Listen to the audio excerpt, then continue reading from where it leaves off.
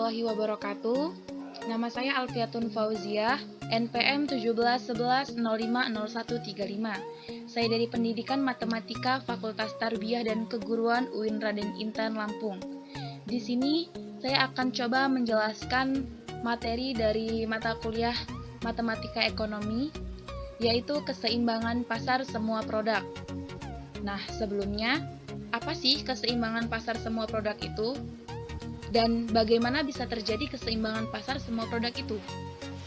Nah, jadi keseimbangan pasar dari semua produk atau sering disebut juga keseimbangan di pasar produk terjadi apabila tingkat pendapatan yang diproduksi keseluruhan atau Y adalah sama dengan belanja yang direncanakan keseluruhan atau AE.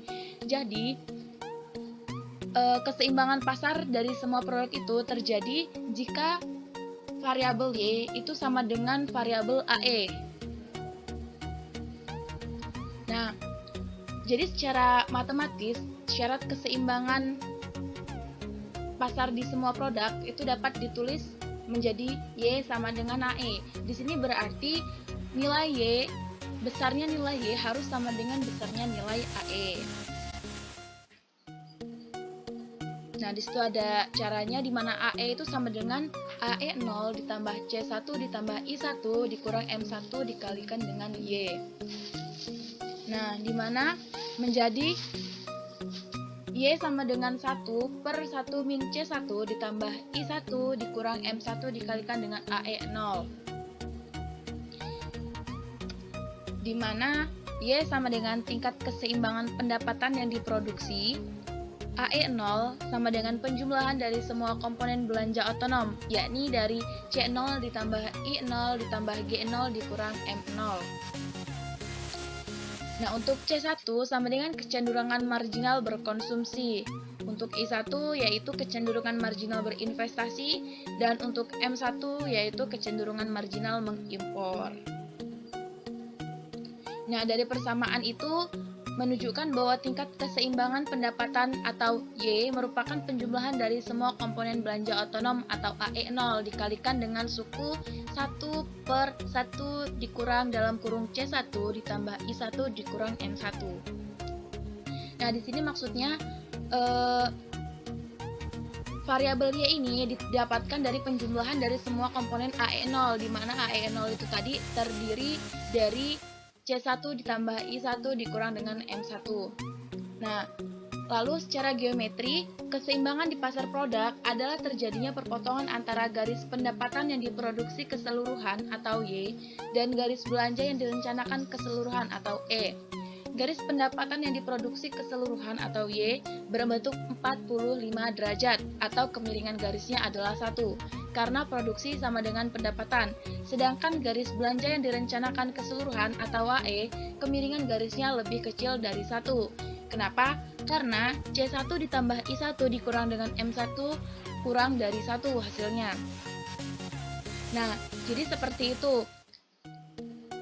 Dikarenakan pada di awal tadi itu Y sama dengan AE, maka di situ dia akan menemui titik pertemuan atau garis Y akan melalui garis AE.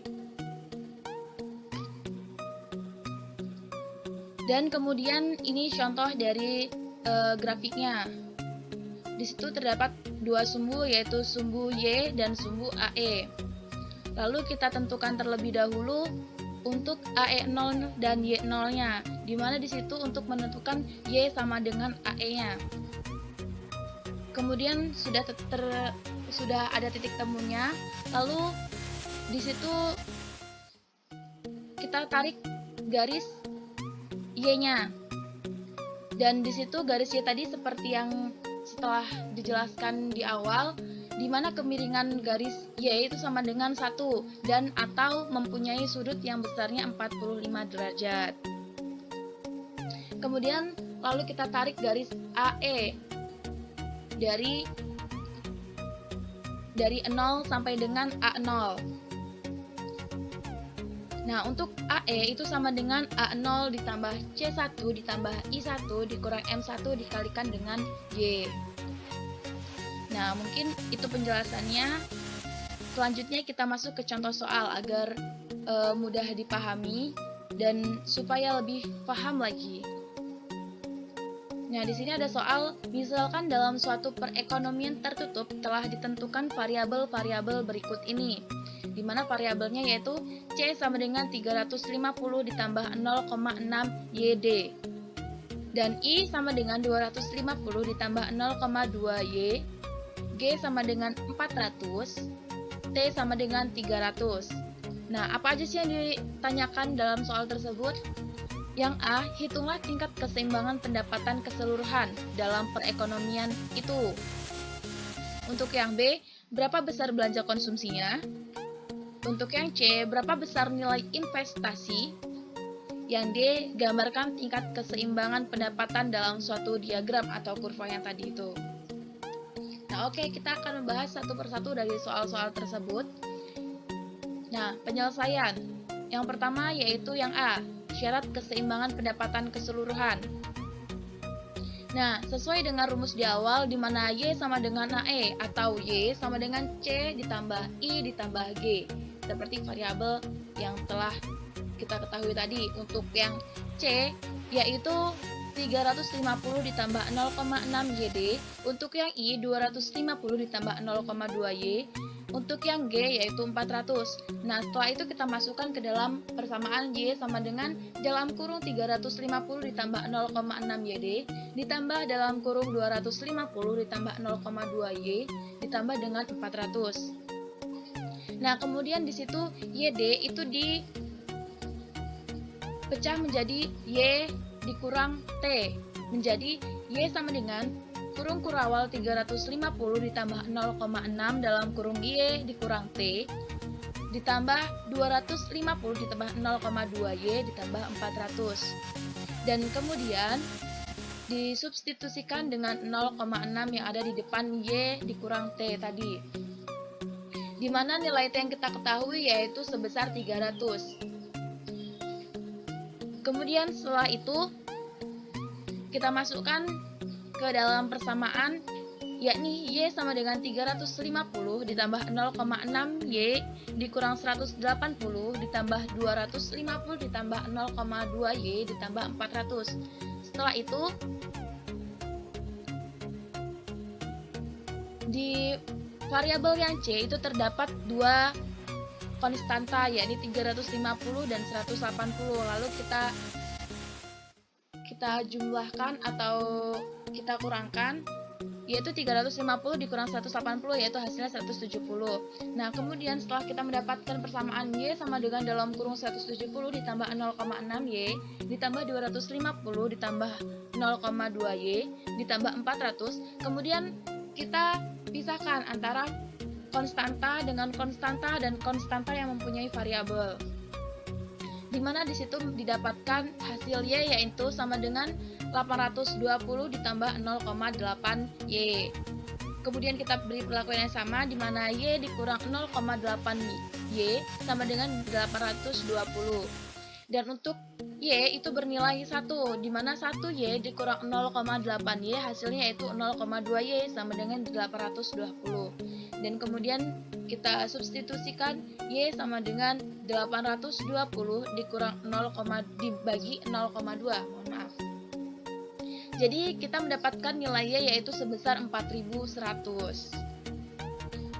Oke, jadi kita sudah mendapatkan untuk jawaban poin A. Selanjutnya kita masuk ke poin B, di mana kita diminta untuk menghitung nilai belanja konsumsi keseluruhan. Nah, nilai belanja konsumsi keseluruhan itu dilambangkan dengan variabel C, di mana variabel C itu sesuai dengan soal di awal itu diketahui C sama dengan 350 ditambah 0,6 YD. Nah, YD itu sama dengan bisa juga Y dikurang T. Jadi kita masukkan nilai dari variabel T yaitu yang sebesar 300. Jadi C sama dengan 350 ditambah 0,6 dalam kurung, dan untuk Y tadi kita sudah mendapatkan nilainya yaitu 4100, makanya langsung kita masukin. Jadi dalam kurung 4100 dikurang 300, langsung kita operasikan dan mendapatkan hasil C sama dengan 2630. Nah, itulah untuk nilai belanja konsumsi keseluruhan. Dan selanjutnya kita masuk ke poin C, yang dimana sesuai dengan pertanyaannya, yaitu suruh untuk menghitung nilai belanja investasi keseluruhannya, di mana di situ investasi dilakukan dengan variabel I, dan variabel I juga telah diketahui di pertanyaan tadi, di mana I sama dengan 250 plus 0,2Y.